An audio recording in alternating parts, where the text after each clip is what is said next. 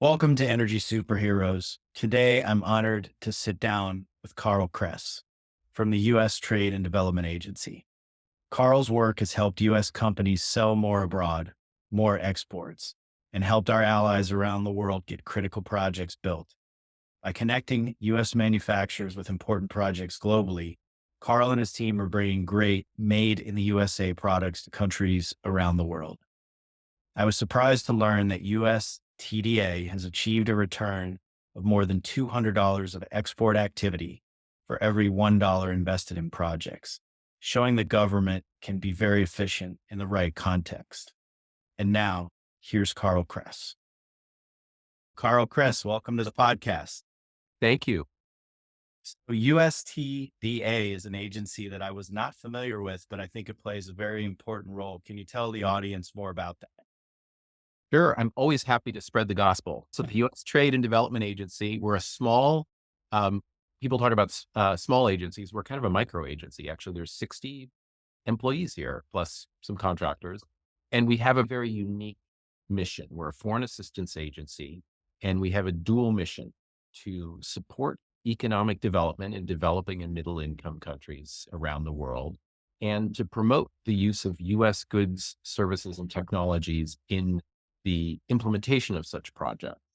And so at the end of the day, hopefully, or the plan is that we have our partner countries have some really high class, high quality infrastructure, be it in energy or transportation or digital infrastructure or healthcare, for example. And we have US jobs. We have US people working on building things and developing technologies and software and so on that would be used in the implementation of such projects. TDA, the way we work is we're a project planning agency. We don't actually build the end result and we don't finance the end result. What we do is we have grant funding and other tools for feasibility studies, technical assistance, pilot projects, feed studies on occasion to actually help the locals get from good idea stage to financing and eventual implementation. And we're pretty good at what we do. At the moment, we have the way we measure our success, we look at, infrastructure built and so on, but our primary measurement is exports. And we have what is called, we have a very robust monitoring and evaluations team that goes back and looks to see what happened. We did this feasibility study in Ghana or Cairo or whatever 10 years ago. What happened? And they dig research. And for every dollar that we have put into our program in the last 10-year period, we do a rolling 10-year average, we have $231 in US exports. So not a bad return, I would say. When I started 23 years ago, we were 1 to 35. I'd love to take credit for that, but it's a team effort. But we look at, obviously some of these projects are zero exports and didn't go anywhere, or they were built, but without US content. And others are in the tens, hundreds of millions, if not billions of dollars in exports. So we're very pleased with that. We've had, the agency was formed a little over 30 years ago, we've had $120 billion in exports that we've supported. Yeah, that's amazing. And I think that kind of economics analysis is going to be more important. I think it seems like with the coming administration, they're looking at real return on investment very closely. We just had the infrastructure bill yesterday, or the continuing resolution bill ultimately not go through, I guess, based on people worried about return on investment. So I think return on investment is huge. And I bet there's not that many agencies that can say, wow, we can point to real numbers of the return that we're driving. So I think that's incredible. Tell me, what is a middle income country? What makes a middle income country? So we look at our reference is the World Bank and their income classifications for countries. I think it's around $13,000 per person income is the threshold for high income. So and then there's, gradations within whatever is least developed or developing or middle income, upper middle income, and so on. But our legal requirement is that it be basically anything other than high income. Got it. And what are some of the countries? I think you mentioned a couple. I think you said Ghana. What are some of the countries that you guys, or that you personally have done work in, particularly in energy? Sure. So my region, as I said, Middle East, North Africa, Europe, and Eurasia. Thankfully, I don't work in all of those countries. We're pretty, there's a few that we focus on. And, the countries that I've been most active in recent years are Turkey, or Turkey is the official name now, Egypt, Bulgaria. We were just actually on a trip last week and signed 4 grants in Bulgaria, which was very exciting, 2 of which were in the nuclear sector. I've also done work in previous years. I did South Asia, so a lot of work in India, to a degree in Pakistan and Sri Lanka. We also had a very robust program in China, actually, in up until about 6 or 7 years ago. Again, promoting U.S. exports, where we did a lot of very successful energy work and aviation work as well. And then, but our agency worldwide is active throughout Southeast Asia, Philippines, Indonesia, Vietnam, and then in sub-Saharan Africa, many countries, South Africa, Nigeria, Ghana, and then sub-Saharan, then in Latin America, Brazil, Mexico and various other countries there. No, amazing. That's a huge mandate that you guys have. I always think in the power space, you've got three big manufacturers of gas turbine power equipment, which is an area that I focus a lot on. So you've got GE, Siemens, and Mitsubishi. They're always in competition. But one of those, of course, is a US manufacturer. And I imagine that with AI and with the need for electricity, that GE is going to be selling a lot more. I listened to their earnings call. They've got a big backlog. We work primarily on US projects, but I know they send a lot of equipment overseas. Have you guys ever worked on electricity projects, or anything that, yeah, I think you mentioned digital infra, but those two areas, electricity and digital infra, are, I think, really important these days. Yeah, actually, I have a great success story with GE turbines from Algeria about 10, can't remember, 10, 12 years ago when we first got it started, but we supported them and they were competing against Siemens actually in Algeria for a very large deal. And we helped them secure the sale of a large number of their turbines and billions of dollars in US exports. And, so that's the kind of thing that we look for is where, so the way we pick leads to a great thought here on how, there's a lot of countries out there. There's a lot of projects. How do we pick? We have 3 primary criteria. First, is it a local priority? Can be either public or private sector. In that case, it was a very big priority in the Algerian government. They needed more power. And then second, is there a strong likelihood of financing? In this case, the Algerians did in fact have money to be able to make this work. And third, is there a strong likelihood of substantial US exports in the implementation? And here we knew that GE was very interested in this deal because it was a competitive situation. That's how we were always looking around at potential projects where the locals, they need to build another power plant or, upgrade their, distribution systems or whatever it happens to be. And if US industry is interested, we do a lot of research on this and we talk to them. If they're interested in that market and that kind of a project, then okay, that's something that we can potentially engage in. If for some reason, whatever it is, US industry is not interested in that market, then we're not going to support that project. Or if the locals, just as a habit, always buy Chinese, for example, then they don't need our taxpayer dollars to help them go in that direction. What we're looking for is where there is good faith interest, both on the part of the locals and on US industry in trying to find and make a partnership. Yeah, that makes a lot of sense. I think with digital infra, there's a big push in the US to start making chips in the US. And traditionally, they've been made overseas. So I'm wondering, are you seeing any demand around digital infra yet in some of these middle income countries? I'm not sure if they're behind the growth wave in the US or if you're already starting to see it. We've got really exciting digital infrastructure projects around the globe. In fact, again, back to last week, we called it Grantapalooza. We signed 6 grants in 5 days in three different countries last week. And one of them was for a really exciting project in Istanbul with the municipality there, which has a very dynamic, it's an enormous city. It's larger than many countries in the world. And they have a very forward looking digital infrastructure team there. And we've done several works activities with them in the past with, developing their like traffic management systems and emergency response systems and so on. And what this project last week that we signed is a very complex project with about 8 different contractor and subcontractors to create a digital twin of the entire city and to evaluate to have establish systems so that they can have real-time monitoring when, unfortunately not if, when an earthquake hits or some other disaster, so that they can move very quickly, get their assets in the right place, know, where do we get the people out of, where do we get the people into, where should our emergency vehicles go, and so on, using satellite information, cameras, other, and, on the ground and communications systems so that they respond quickly is that first critical hour to be able to make a difference before you get gridlock and traffic and so on.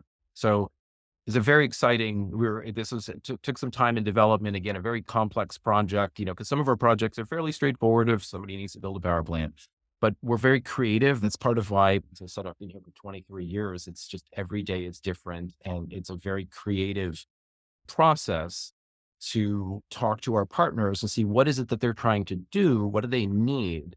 And is there something that we could craft that will help them get that done? That's really cool. And one of my questions was going to be is how do these projects impact people's lives, real lives every day? And that one's a great example of, you can literally save people's lives with this kind of digital technology. People, I think, often think of digital and energy as like these invisible things, but they really touch people's lives. I know that there's been various war zones around the world. What are some of those kind of places where you guys have helped rebuild critical infrastructure? And if you can share any examples of, sort of touching people's lives, that would be great. Yeah, sure. I can, thinking back, like I said, I've been here for a while. So back Iraq, there we did a lot of work with their oil ministry.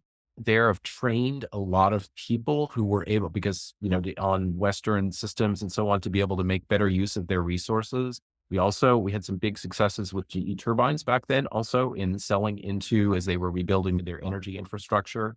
This was not a war zone, but looked like one was after it was the 2004 tsunami down in Southeast Asia. We did a lot of work in Thailand and Sri Lanka on rebuilding and creating emergency system, response systems so that they could in the future be able to respond more quickly and more effectively.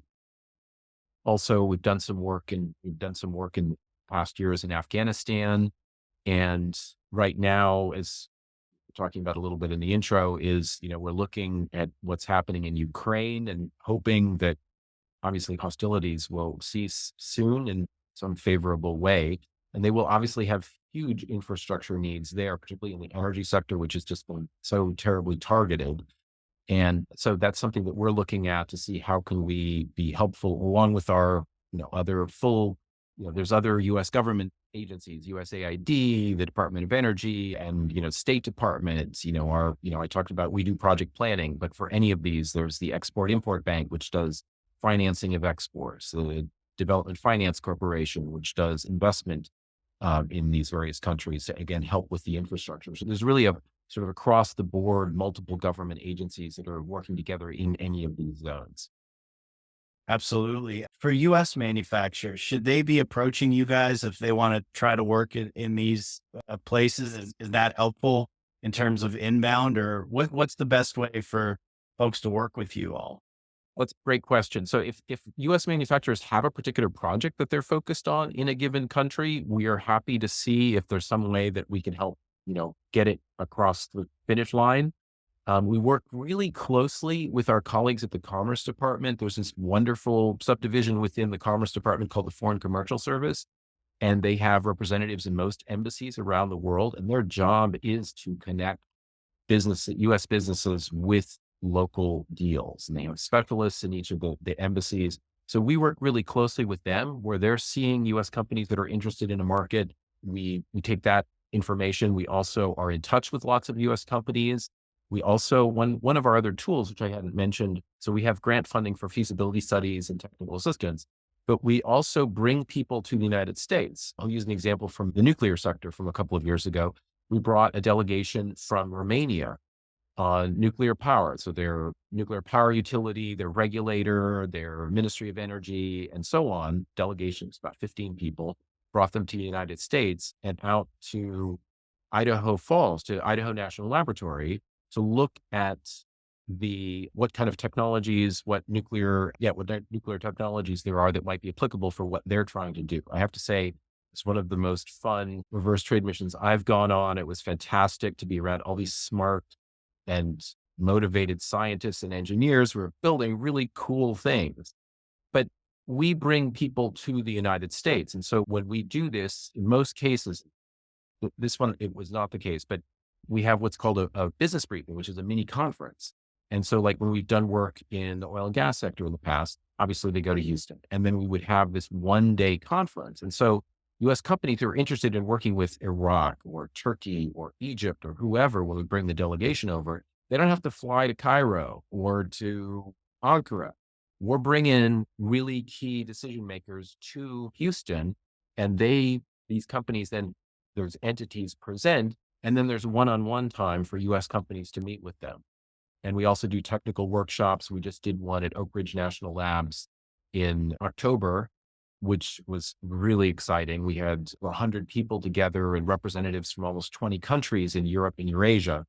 And US companies could come and meet with them and talk about what their needs are, as opposed to, again, trying to go over and fly over and go to 19 different countries. And then they can pick where they want to go for their travel. Oh, that's a great way for US companies, especially small businesses, to be able to reach these folks that when they're not necessarily able to fly overseas. Yeah, and sorry, and we do a fair, I mean, from all over the world, we're bringing over delegations and doing workshops. So I always say to people, if they're, learning about USTDA, if you only hear one thing that I've said, it's go to our website, ustda.gov, and sign up for our newsletter. You can ignore everything else I say. Just remember to do that, because then you will get the newsletter, which tells you about when we're bringing delegations over to be able to meet with them. And then also we have a portal there. If somebody has a project proposal in a particular country, we're happy to talk to them. The one sort of, not caveat, but framing thought I would give is that for US industry to think about, I can't push a US company into a country. I can help them get pulled in. So what we're looking to see is what the needs are locally. And if they are looking for things, then we can see who can help, accomplish that. I can't be somebody's marketing program to help them get to all the countries in my region. But that said, I'm creating an opportunity so that they can come and meet with the right people. Yeah, that's so critical. And I know that many of the countries overseas are still traditional. We're always used to the Zoom meetings like we're doing here. And even in business, throughout the US, we don't have to meet face to face. But I find that when we do business overseas, that the in-person is so much more important. And so facilitating that, I think for US companies is very critical for them to be able to penetrate those markets, because are they really going to spend all that money to just get on a plane and potentially get a deal versus, maybe going to the state next to them and being able to meet multiple companies at once? Absolutely. And I will say that since COVID, people are more open in our countries to meetings by Zoom. It was actually the month before COVID hit, I flew to Egypt for one meeting, which today, thankfully, I don't have to do that. People are more willing to do I was thankfully out on a trip to going other places. It wasn't all the way there for one, but there is more of an openness, but you really need that first contact and that's where our workshops and reverse trade missions and conferences are a tool that, we have found to be very valuable to our clients here in the United States. No, that's great. I would be remiss if I didn't ask a little about politics. I know that you worked on the Hill for some amount of time. We've just had a change in administration. I know that you've been at USTDA a long time, so you've seen many administrations come and go. What are you seeing that may be different under the current administration in terms of trade and exports? And, I know there's been discussion of tariffs, but I've also heard that those are more of a threat and won't be implemented and will help facilitate more US exports, I think is one of the goals. So would love to hear your thoughts and sort of what's the buzz within your group and other agencies around the incoming administration. Sure. Well, a lot of that, I just know what I read in the newspapers or see on TV. But I mean, one thing that's been consistent, so this is, I don't know, my fifth or sixth transition now, is everybody cares about jobs. Everybody cares about exports. And so we have had consistent support, particularly on the Hill, with a lot of support on the Hill for USTDA and what we're doing because, our work means, people going to, factories, selling things, moving things across the country or across the world. And so, in terms of, we're in wait and see mode to see what's going to happen. I mean, I think just one thing in the energy space is I expect that there will be some, you know, we may be starting to work in some areas that we have not worked so much in the last few years, which is in the gas sector or so on. So we're looking to, how we can be supportive of whatever the new direction. Oh, that's great. We're, of course, big proponents of dispatchable power. So we like gas and nuclear a lot, particularly when it comes to AI. But I think there's definitely a place for it grown exponentially over the last 20 years. AI presents a lot of new challenges in terms of power needs, which is interesting to see. One area I didn't ask about was space. Are you guys doing anything with space? Are there challenges around, uh, you know, call it trade secrets or national security? But space is an area we're here in Florida, and SpaceX launches right up the road from us. We see the rockets. And are you seeing more with the space industry? So I don't want to diss any of my other reverse trade missions, but I would say probably the best reverse trade mission I ever went on was 2 or 3 years ago with the Turkish NASA. So the head of their NASA and a bunch of their really smart engineers came over to Florida and to Los Angeles. One of my colleagues accompanied them in Florida. I accompanied them in LA. We went to JPL, which is kind of like Mecca. It was just phenomenal as a bit of a space geek here myself, just to be actually at the location where this is where they test the rovers. There's the sand pit, there's the little model that moves around. And just anyway, the level of engagement on the part of this delegation was tremendous. And the idea again was to get them connected with US companies, SpaceX, Boeing satellites, various other companies. We went and looked at various of their sites and their manufacturing facilities, and then again, meeting with the scientists and so on. So it's a long way of saying, yes, we do have interest in space. We've done over the years, we've supported US satellites being launched to help with communication systems, also with command centers being built. Some big success in Central Asia a number of years ago with setting up a command center. So we don't do as much there as say energy or the digital infrastructure on the ground, but it's definitely there. And it's a very exciting area. I'm looking forward to hopefully doing more of those. So I don't think I ever got from you where you're based, where you sit. Okay. I am sitting currently in Arlington, Virginia, in Roslyn. So we look across the river to Washington. That's our headquarters. We have a few people around the world at embassies. I have a staff member, a locally employed person in Istanbul or in Ankara, and then we have some scattered around other places around the world. But this is headquarters. This is where most of us are. The vast majority of us are, and where we operate. No, very cool. And that Arlington area has just boomed itself over the last number of years. And I know it's really big for data centers in throughout that area. It's interesting. I was at a conference on nuclear power a couple of months ago up in New York, and a really big emphasis on that or focus was on the power needs moving forward. And I thought one really fascinating quote was that, or statistic is that right now, I think it's 23 gigawatts. Data centers are pulling 23 gigawatts of power right now. And by 2030, they're estimating 80 gigawatts in the United States.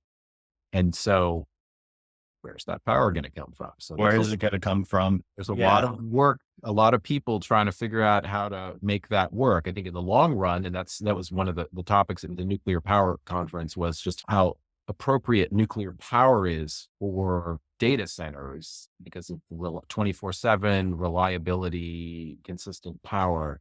And but that's, takes a little bit of time to get implemented. But just overall, yeah, the power draw is phenomenal. Are you seeing any companies in that nuclear space? We're hearing a lot about small modular reactors or Yeah. different types of technologies. You're starting to see that come to the fore.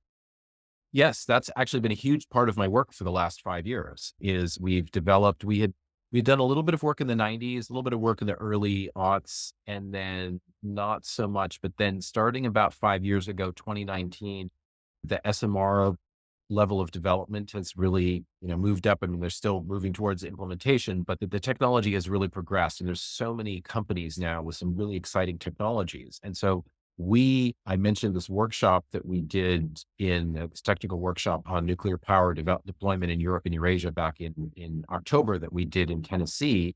We're having another one in May in London on the same topic, and then one in Istanbul in the fall. But we had done 5 workshops scattered from 2001 to 2003. Of course, the first couple of guns were online, and have done some major projects. Actually, the two largest by orders of magnitude projects that TDA has ever done were feed studies for SMR. Oh, one was for SMR deployment. The other one was for the Westinghouse AP1000. We did a project in Poland, a feed study with Westinghouse and Bechtel to do the feed study for them to deploy AP1000s, the big traditional reactors from Westinghouse in Poland for their first nuclear power plants.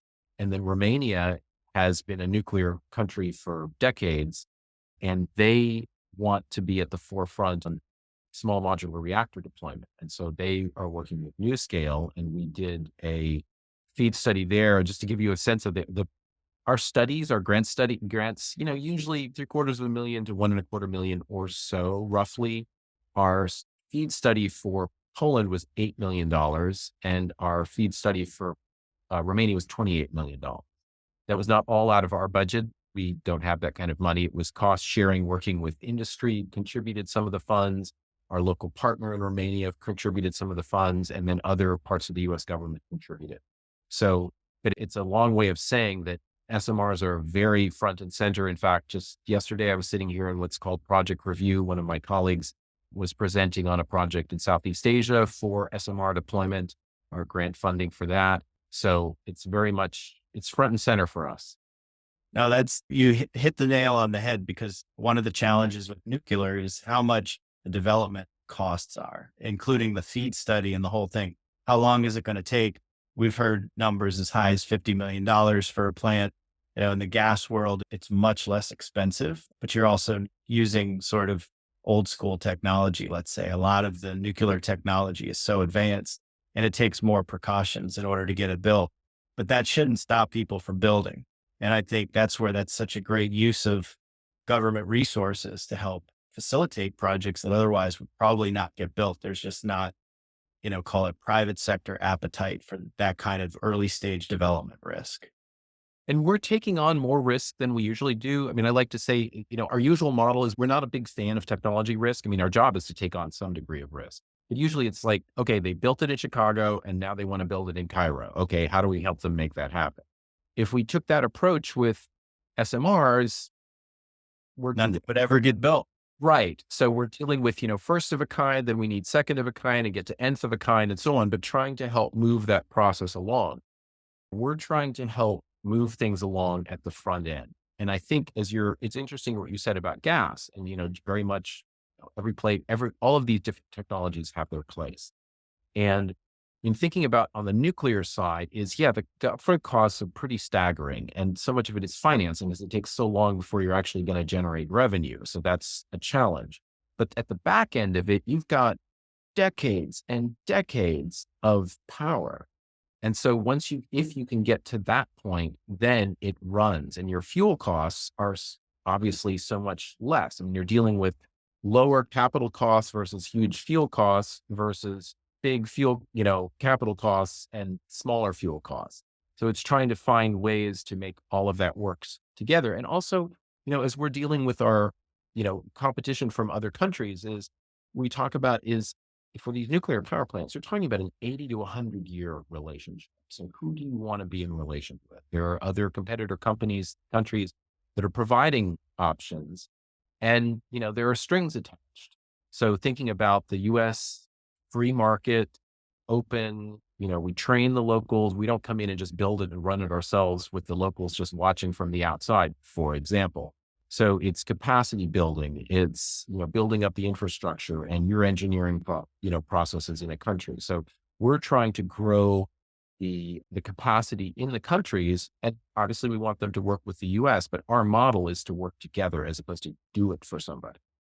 Right. Yeah. And that's going to help us in the long run. And it'll make those countries, particularly our ally countries, more stable in the region, which is important, I think, geopolitically, as we see the map constantly shifting with different world powers. We'll see what happens with Ukraine, but it's been interesting, the whole shifting of Russia with China and other countries. Yeah. Just, yeah, awful to see. And, we've brought delegations to the United States from Ukraine. So just talking about, we had a delegation here of mayors and literally while we were having our discussion, their mayor's phone lit up with an attack that was happening in real time. So yeah, we're just hoping to get that in the rearview mirror so that we can then help with them moving to a better place. You mentioned you were working on a deal in Southeast Asia. If you could pinpoint one or two countries that you see as really up and coming in terms of economic activity, is there any that you could point to? Sure. I mean, have to be careful not stepping outside of my lane because I don't do the Southeast Asia portfolio, but I think Philippines, Indonesia, definitely. I think Vietnam are names that pop up, from what my colleagues are talking about. I know there's others as well, but those are the three that just pop to mind. No, that makes sense. Well, as we start to wrap up, where do you see the agency going? And do you see yourself continuing in the long run at that location, or do you have other places that you potentially like to be within the government? Oh, me personally? Yeah. Yeah, no, I keep saying, I've been here for 23 years. I keep saying I'd be happy to move to another job if someone would offer me a better job, but this regional director position is just phenomenal. I mean, it's creative. I work with amazing colleagues. I'm working with amazing people all around the world. And every day we're creating things and it's really exciting. So I'm pretty pleased with what's going on here with this. And I hope that things continue and continue to grow. Yeah, absolutely. I mean, it's a great organization with a great mission. So I'd imagine exports being priority to the incoming administration, it'll probably continue to flourish. That's awesome. Carl, is there anything I should have asked you, or I know that you want people to sign up for the newsletter at the website, ustda.gov. Is there any other calls to action or anything else you'd like to leave the audience with? Think that's sort of a very concrete action. I think that, check our website, look and see what if there are things that look promising. Again, we're very concrete and project oriented, which is part of why I love it here as opposed to abstract policy, which is of course important. Other people can do that. So it's, if you've got a deal, if a company has a deal that they're pursuing, and it has to be a larger deal. I mean, I don't, it takes the same amount of time and effort to move $1 million as it does to move $50,000. And it's me and one person is my region. So we don't have a lot of time for really small activities, which is part of why we do the reverse trade missions and the workshops to get people together so they can see if they can work some deals. But there's so many suppliers. That example I gave for the project in Istanbul is there's a, prime contractor, but then there's 7 other smaller entities that are part of that. So, sometimes with the smaller companies, it's a package deal. So basically it's, let us know if you're interested in something. And I would put a plug in again for our colleagues with the commercial service because they're not everyone knows about them, but they're a tremendous resource of knowledgeable, smart, connected, very well connected people in our embassies and consulates around the globe. No, that's great, Carl. Thank you so much. It's been Carl Kress with the USTDA, and they help manufacturers in the US export to countries around the world. Thanks for being on Energy Superheroes. Thank you, Peter. Really enjoyed it.